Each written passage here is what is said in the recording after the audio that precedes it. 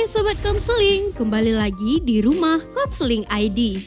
Pernahkah Sobat merasa jenuh, bosan, atau merasa tidak efektif saat belajar? Apalagi di masa pandemi COVID-19 yang kian merebak, sehingga menyebabkan sekolah dialihkan dengan belajar dari rumah. Memang ada rasa bosan, jenuh, kurang mengerti, tapi tidak ada fasilitator yang akan menjelaskan secara detail. Nah, kali ini Rumah Konseling akan membahas tips agar sobat efektif belajar ala Rumah Konseling ID. Yang pertama, niat. Ya sobat, niat menjadi satu pondasi kokoh untuk memulai sesuatu.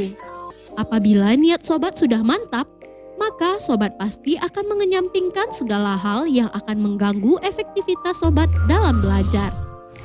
Yang kedua, temukan metode belajar yang sesuai dengan diri sobat. Nah, ini menjadi suatu hal yang cukup penting loh sobat. Pada sebagian orang, belajar akan menjadi suatu hal yang sangat membosankan. Wajar saja ya, karena belajar dilakukan secara terus-menerus dalam jangka waktu yang panjang. Kali ini Rumah Konseling ID menyarankan kepada sobat untuk belajar dengan metode 50-10. Yang artinya, sobat harus fokus belajar selama 50 menit dengan menyampingkan hal yang akan mengganggu sobat. Misalnya, menjauhkan handphone terlebih dahulu.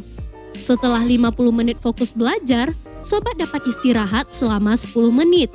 Sobat dapat bermain game, online di sosial media, atau ngechat si doi.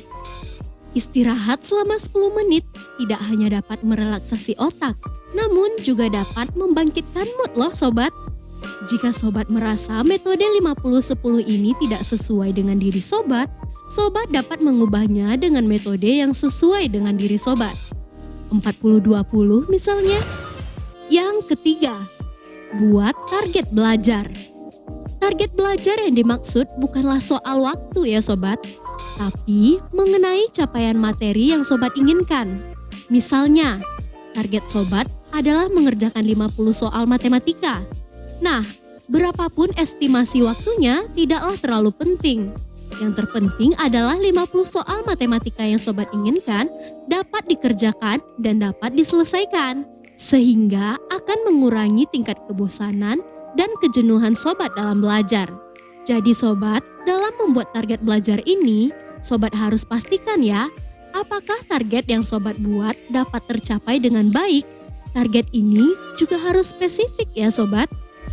Yang keempat, penghargaan atau hukuman sederhana untuk diri sendiri. Setelah sobat membuat target lalu berusaha menyelesaikan target tersebut, sobat juga bisa nih memberikan penghargaan atau hukuman sederhana untuk diri sobat sendiri. Misalnya, apabila sobat dapat menyelesaikan target yang telah sobat buat, sobat akan membeli semangkuk bakso yang lezat lalu memakannya dengan lahap. Tapi, apabila target tersebut tidak tercapai, sobat dapat menghukum diri sobat dengan lari atau push up selama 5 menit. Bisa juga dengan sit up sebanyak 50 kali. Yang kelima, belajar dari banyak sumber. Sumber belajar merupakan semua sumber baik data, orang, maupun wujud tertentu yang dapat digunakan dalam belajar. Nah loh sobat, ternyata sumber belajar tidak hanya buku loh. Jadi, dengan banyaknya sumber belajar dapat menjadi alternatif pilihan sobat. Misalnya, dengan belajar menggunakan aplikasi YouTube, sobat dapat mengakses banyak cara yang tersedia di YouTube, sehingga sobat tidak bosan dan sobat dapat efektif dalam belajar. Yang keenam, temukan suasana belajar yang sesuai. Suasana yang itu-itu saja mungkin akan memancing kejenuhan sehingga kita tidak dapat efektif dalam belajar. Maka dengan menemukan suasana belajar yang sesuai dapat membuat kita efektif nih sobat. Misalnya, dengan memindahkan posisi meja belajar sobat mengarah ke jendela atau menambah aksesoris yang tampak mempercantik ruangan belajar sobat. Itu tentunya akan membuat sobat lebih nyaman dan rileks dalam belajar. Yang ketujuh, doa. Tips yang terakhir namun paling penting ini sangat dan harus diterapkan loh sobat.